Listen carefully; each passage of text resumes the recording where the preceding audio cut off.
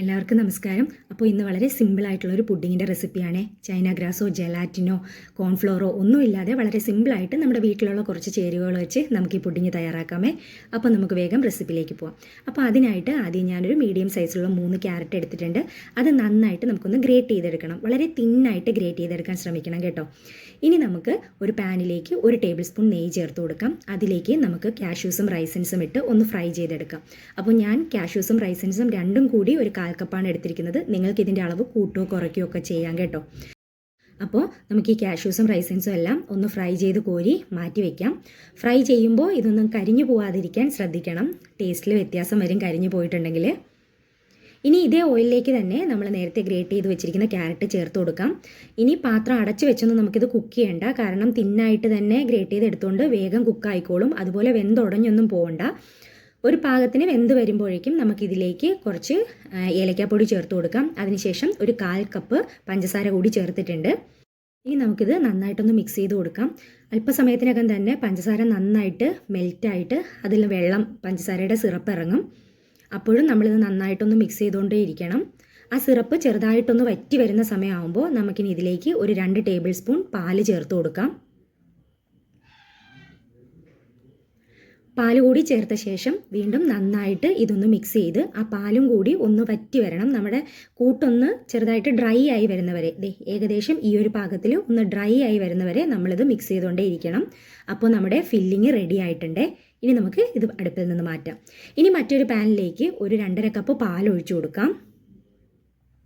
ഇപ്പോൾ ഞാൻ അടുപ്പിൻ്റെ flame on ആക്കിയിട്ടില്ല. നമുക്കെല്ലാം മിക്സ് ചെയ്തതിന് ശേഷം ഫ്ലെയിം ഓൺ ആക്കിയാൽ മതി. ഇനി ഇതിലേക്ക് ഞാൻ ചേർത്ത് കൊടുക്കാൻ പോകുന്നത് റവയാണ്. ഒരു 1/4 കപ്പ് റവ ചേർത്തിട്ടുണ്ട്. അതുപോലെ 1/4 കപ്പ് പഞ്ചസാരയും ചേർത്തിട്ടുണ്ട്. ഇനി നമുക്കിതിലേക്ക് കണ്ടൻസ്ഡ് മിൽക്ക് ചേർത്ത് കൊടുക്കണം. ഞാൻ ഇപ്പോൾ 2 ടേബിൾ സ്പൂൺ ചേർക്കുന്നുണ്ട്. ഇനി മിക്സ് ചെയ്തതിന് ശേഷം ഞാൻ മധുരം നോക്കിയിട്ട് 1 ടേബിൾ സ്പൂൺ കൂടി ചേർക്കുന്നുണ്ട് കേട്ടോ. അതിനുശേഷം നമുക്ക് കുറച്ച് വാനില എസൻസ് കൂടി ഇതിൽ ചേർത്ത് നന്നായിട്ട് നമുക്കൊന്ന് മിക്സ് ചെയ്തെടുക്കണം. ആ റവയൊന്നും കട്ടയില്ല എന്ന് ഉറപ്പ് വരുത്തി നന്നായിട്ട് മിക്സ് ചെയ്തതിന് ശേഷം മാത്രം നമുക്കിനി ഫ്ലെയിം ഓണാക്കി കൊടുക്കാം. അപ്പോൾ ഞാൻ മിക്സ് ചെയ്തപ്പോൾ മധുരം കുറവായിരുന്നു. അപ്പോൾ ഞാൻ 1 ടേബിൾ സ്പൂൺ കൂടി കണ്ടൻസ്ഡ് മിൽക്ക് ചേർത്തിട്ടുണ്ട്. ഇനി നമുക്ക് ഫ്ലെയിം ഓൺ ആക്കിയതിന് ശേഷം കൈ എടുക്കാതെ ഇത് മിക്സ് ചെയ്തുകൊണ്ടേയിരിക്കണം. കൈ എടുക്കാൻ പാടില്ല. വേഗം കുറുകി വരും. കുറുകി വന്ന ഉടനെ തന്നെ നമുക്കിത് മാറ്റാം. എന്തായാലും കൈ എടുക്കാൻ പാടില്ല. നന്നായിട്ട് ഇത് മിക്സ് ചെയ്തുകൊണ്ടേ ഇരിക്കണം. സൈഡിലൊക്കെ ഇതേപോലെ ബബിൾ വരുന്ന ആ ഒരു സമയം വരെ നിങ്ങളിത് മിക്സ് ചെയ്തുകൊണ്ടേ ഇരിക്കണം. ഇപ്പോൾ നമുക്ക് ഫ്ലെയിം ഓഫ് ആക്കാം. നമ്മുടെ കൂട്ട് റെഡി ആയിട്ടുണ്ട്. ഇനി കുക്ക് ചെയ്യേണ്ട, കട്ടിയായി പോവും. അതുകൊണ്ട് നമുക്ക് ഫ്ലെയിം ഓഫ് ചെയ്യാം. ഫ്ലെയിം ഓഫ് ചെയ്തതിന് ശേഷവും നിങ്ങൾ കുറച്ച് നേരം കൂടി ഇതൊന്ന് മിക്സ് ചെയ്തുകൊണ്ടേ ഇരിക്കണം കേട്ടോ. ഇനി നമുക്ക് പുഡിങ് സെറ്റ് ചെയ്യാം. അതിനായിട്ട് ഞാനൊരു ട്രേ എടുത്തിട്ടുണ്ട്. അതാദ്യം ഒന്ന് ഗ്രീസ് ചെയ്തെടുക്കാം. അതിനുശേഷം നമ്മുടെ റവയുടെ കൂട്ടുണ്ടല്ലോ, അതിൻ്റെ പാതി നമുക്കിതിലേക്ക് ഒഴിച്ചു കൊടുക്കാം.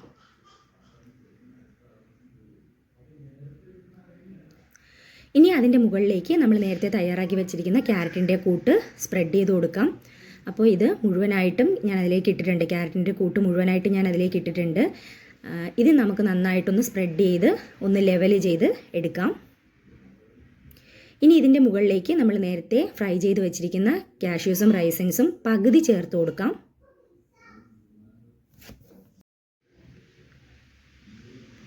ഇനി ഇതിൻ്റെ മുകളിലേക്ക് ബാക്കിയുള്ള റവയുടെ കൂട്ടുകൂടി നമുക്ക് ഒഴിച്ചു കൊടുക്കാം. ഇത് കുറച്ച് വേഗം ചെയ്യണം.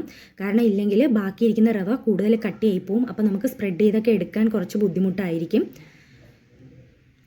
ഇനി നന്നായിട്ട് ഒന്ന് സ്പ്രെഡ് ചെയ്തതിന് ശേഷം അതിൻ്റെ മുകളിലേക്ക് ബാക്കിയുള്ള കാഷ്യൂസും റൈസിൻസും യൂസ് ചെയ്ത് നമുക്കൊന്ന് ഡെക്കറേറ്റ് ചെയ്തെടുക്കാം. ഇനി ഇത് ഫ്രിഡ്ജിൽ ഒരു 4 മണിക്കൂറെങ്കിലും കുറഞ്ഞത് വെക്കണം. ഓവർനൈറ്റ് വെക്കാൻ പറ്റുവാണെങ്കിൽ അത്രയും നന്നായിരിക്കും. അപ്പോൾ നമ്മുടെ പുഡിങ് ഇവിടെ റെഡി ആയിട്ടുണ്ട്. ഞാനൊരു 4 മണിക്കൂർ വെച്ചിട്ട് എടുത്തതാണ്. പുഡിങ് കറക്റ്റായിട്ട് സെറ്റായിട്ട് വന്നിട്ടുണ്ട്. നല്ല ടേസ്റ്റി ആയിട്ടുള്ളൊരു പുഡിങ്ങാണ്. നമ്മുടെ വീട്ടിൽ ഉള്ള സാധനങ്ങൾ കൊണ്ട് എളുപ്പത്തിൽ തയ്യാറാക്കാൻ പറ്റുന്നൊരു പുഡിങ്ങാണ്. ഇതിനെ തണുപ്പിക്കാൻ വയ്ക്കുന്ന ആ ഒരു ടൈം മാത്രമേ കുറച്ച് കൂടുതലുള്ളൂ. പ്രിപ്പറേഷൻസ് വളരെ എളുപ്പമാണ്.